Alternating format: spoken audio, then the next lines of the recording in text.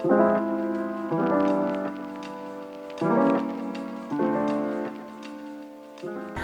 teman-teman, balik lagi bersama kelompok 6. Jadi hari ini aku, Evelyn, bakal nganterin teman-teman untuk tanya jawab tentang apa itu wawasan Nusantara. Karena kemarin kita udah ngebahas dikit tentang apa itu WANUS, coba kita tanya mahasiswa UGM. Yuk. Halo Mas, permisi. Iya, halo. Lagi ganggu nggak nih kalau? Enggak kok, Oh nggak, oke. Kenalin, aku Evelyn. Masnya namanya siapa?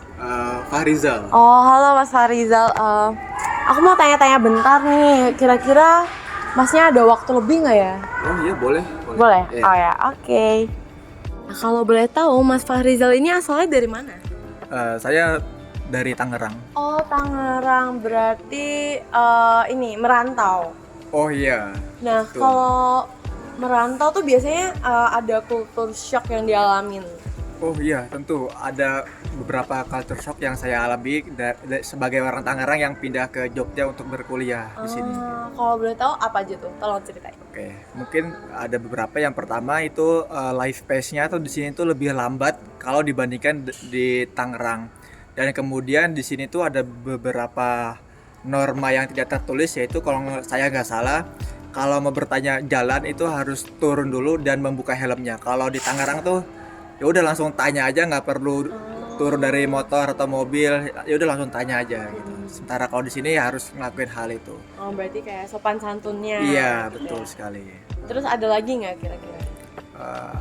Mungkin itu aja. Oke, itu aja. Oke. Nah, terus kan kalau di UGM khususnya FIB nih ya, itu kan banyak banget orang dari suku-suku lain, dari daerah lain gitu kan. Nah, yang mana itu membawa perbedaan budaya. Nah, kalau Mas Farizal sendiri cara menghadapi perbedaan budaya itu kayak gimana? Oke, yang pertama ya betul, kita di sini di UGM khususnya di FIB tuh banyak sekali perbedaan di antara kita dari suku, agama, ras dan lain sebagainya. Sebagai warga negara, kita tuh harus menjaga yang namanya persatuan. Persatuan tersebut bisa kita jalani dengan menghormati setiap perbedaan yang ada di sini.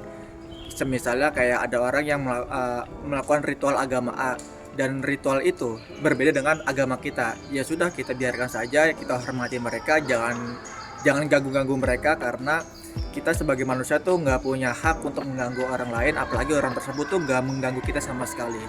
Jadi ya kita harus bisa mempunyai pendewasaan yang baik, yaitu bisa menghormati perbedaan yang berbeda dari diri kita. I see. Berarti Mas Farizal bisa dikatakan sudah mengaplikasikan wawasan Nusantara.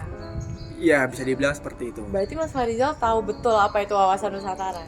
Sependek pengetahuan saya, wawasan Nusantara itu adalah ilmu yang dimiliki oleh suatu individu yang ada di suatu negara, yang dimana ilmu tersebut itu menjadi fundamental bagi setiap warga negara untuk bisa menjaga persatuan di negara tersebut.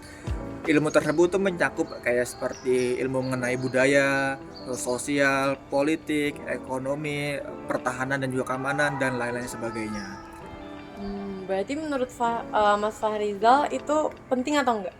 Oh, penting banget, karena yang sudah saya senggol tadi, hal tersebut, ilmu tersebut itu bisa menjadi fundamental bagi diri kita untuk menjaga persatuan di negara ini, yaitu negara Indonesia. Oke.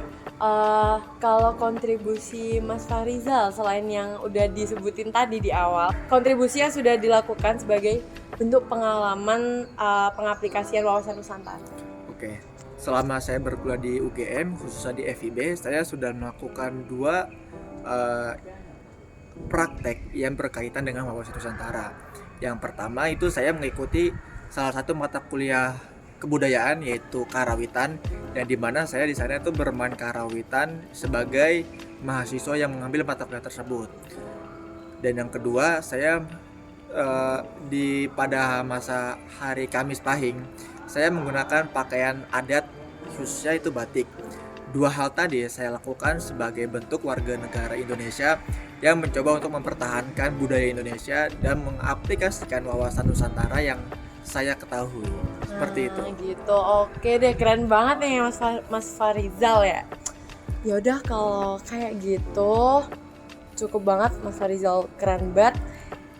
Gitu aja. Makasih ya Mas Farizal atas waktunya.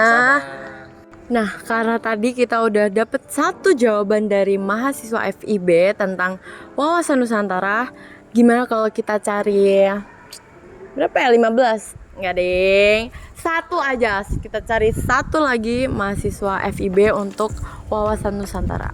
Let's go. Kita coba tanyain yuk. Misi Mas. Iya kak. Aku mau tanya-tanya bentar nih, Masnya ada waktu bentar banget gak? Boleh deh. Boleh, oke.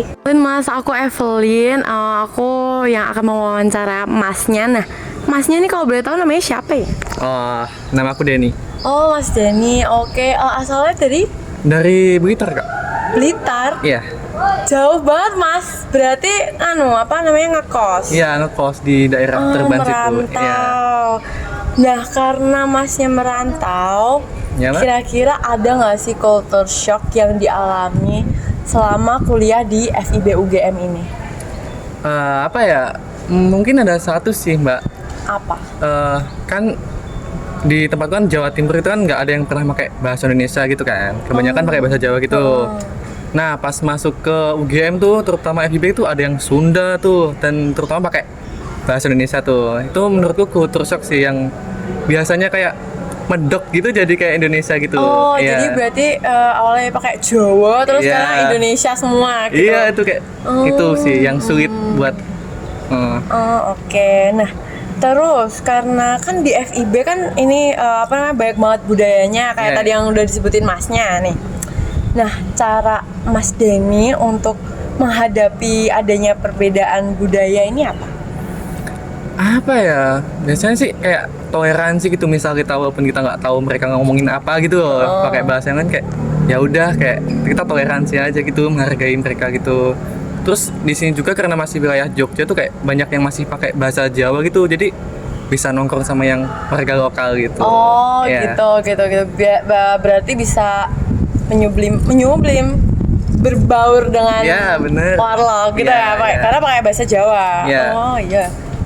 Nah, karena menurut aku itu adalah tindakan yang sudah mengaplikasikan wawasan Nusantara. Kira-kira Masnya tahu nggak sih apa itu wawasan Nusantara?